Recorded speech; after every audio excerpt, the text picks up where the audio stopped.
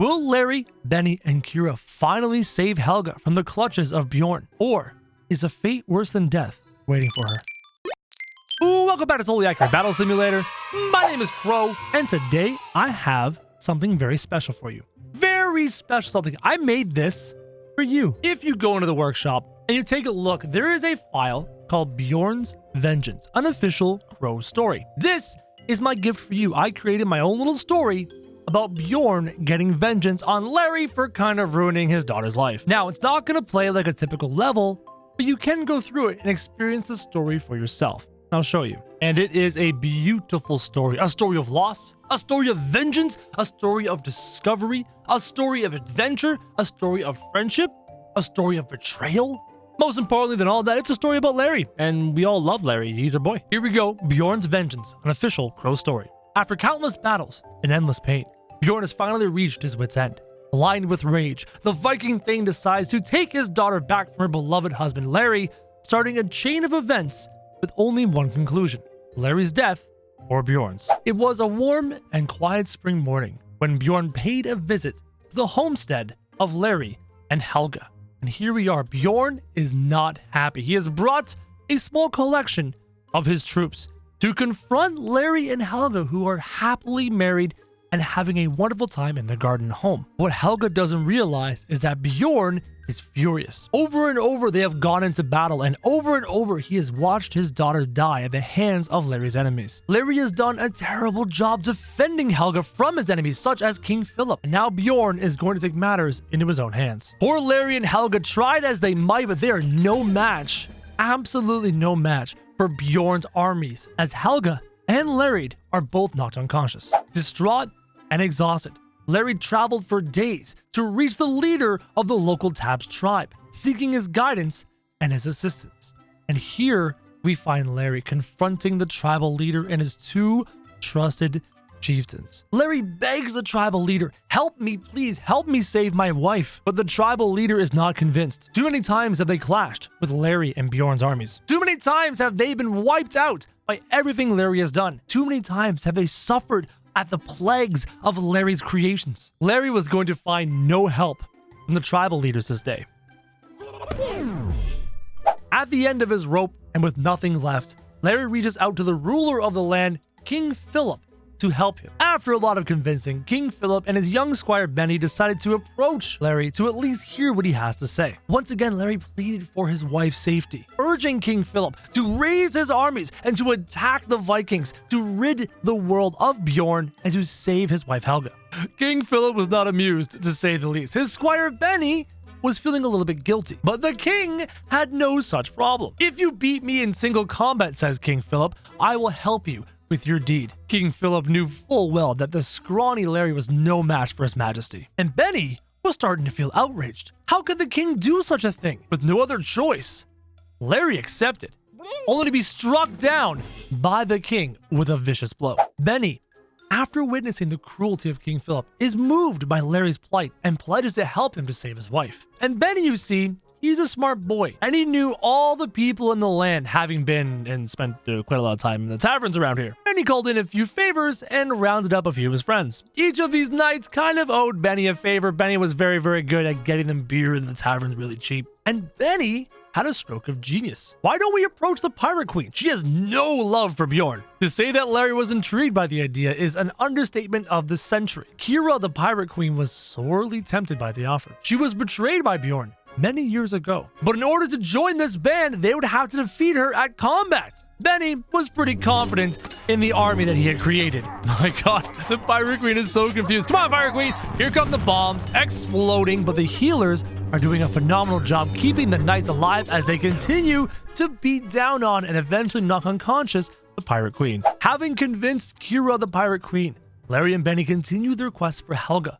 Following the whispers of mere rumor, their journey takes them to the steps of Zeus himself. Benny was convinced that the old man he spoke to in the bar knew exactly what he was talking about and said that Zeus knew where Helga was. Now, Larry had no reason to distrust Benny, so here we are at Zeus's footsteps. Zeus, on the other hand, is quite pissed off. He knows nothing of Helga. He knows nothing of anything. He just wants to sit here and rule his kingdom in peace and quiet. But Benny, being the amazing glib talker that he is, convinced all the pirates that this was the place they needed to be. Whipped into a fiery rage, the pirates commenced their attack, moving in on the ancient faction, dropping bombs, dropping guns, dropping shots, and throwing grenades. The ancient faction was no match for their advanced weaponry, even though Zeus put up a massive fight, throwing lightning left, right, and center. But in the end, guns and cannons were way too much for Zeus to overcome. Getting no answers from Zeus, Larry and his friends follow a tip from a shady tavern owner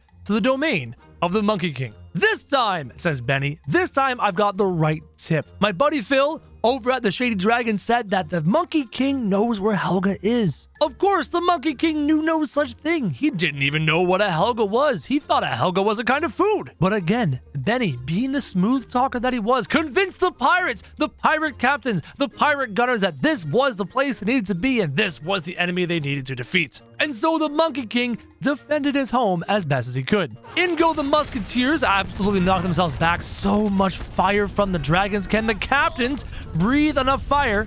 Can the captains take down the dragons? Yes, they can. The pirate queen and the captain remove the dragons. Huachas have fired. Why have the cannons not shot at the Huachas? What are they doing? Instead, the cannons are shooting at these poor archers. Watch this one more time. Ah, you missed. The Huachas took out that cannon. That was crazy. Harpooner's still alive. Pirate Queen's still alive, though she does have a bit of an awkward situation with her behind there.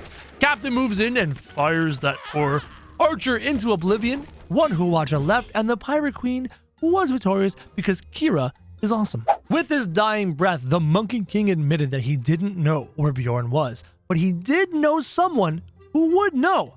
Bjorn's trusted lieutenant, which brings us here to the world of the Vikings, with Bjorn's trusted lieutenant surrounded by his troops, not willing at all to divulge where his leader is. This time, Larry could sense it. Larry could feel it. His Helga was so close he could almost taste it. So if the trusted lieutenant was not willing to divulge the information, well, willingly, they would have to take it by force. As the berserkers leap outside of the ring and then back into the ring, the boats are thrown, the troops are everywhere, and the chaos has ensued. Paddles going down, beating the daylights out of that poor gunner, and now the harpooner drop kicks a paddleman. The Vikings fought valiantly, but in the end, the pirates were too many, the pirates were too plentiful, and the Vikings were rendered, well, dead. Finally, after so much searching, Larry and company confront Bjorn to win back Helga from his cold clutches. And here, in the massive ancient Viking home, is Bjorn and Helga, flanked by their trusted Valkyries, flanked by his trusted armies, but surrounded by the pirate company. Will Larry, Benny, and Kira finally save Helga from the clutches of Bjorn? Or is a fate worse than death waiting for her? Berserkers leap into battle! Harpooners are firing, cannons are firing, guns are firing. This is firing in all directions. In go the captains, in go the harpooners.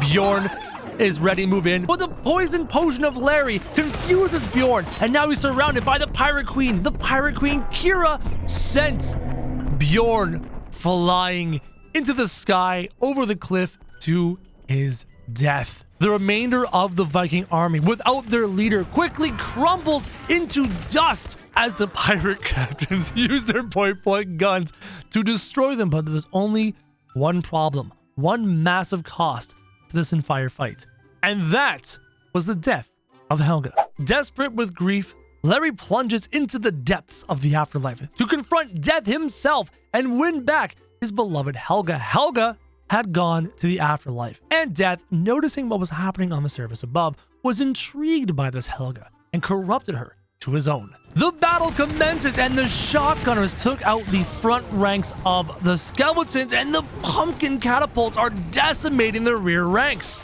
Death himself moving in for the kill. Death is destroyed. The swordcasters are in now amongst the ranks. The harpooners have dragged in the swordcasters and completely decimated them. Now it's the fire archers and the skeleton catapults, all that standing between victory and defeat. The Pirate Queen still alive, ready to move in on these guys. Kira is the boss amongst bosses. Took a catapult to the face, but she keeps on walking. Kira, Larry, and those people and those pirates were victorious. After defeating Death himself, Helga was brought back to the world of the living, and Helga and Larry lived happily ever after. For now.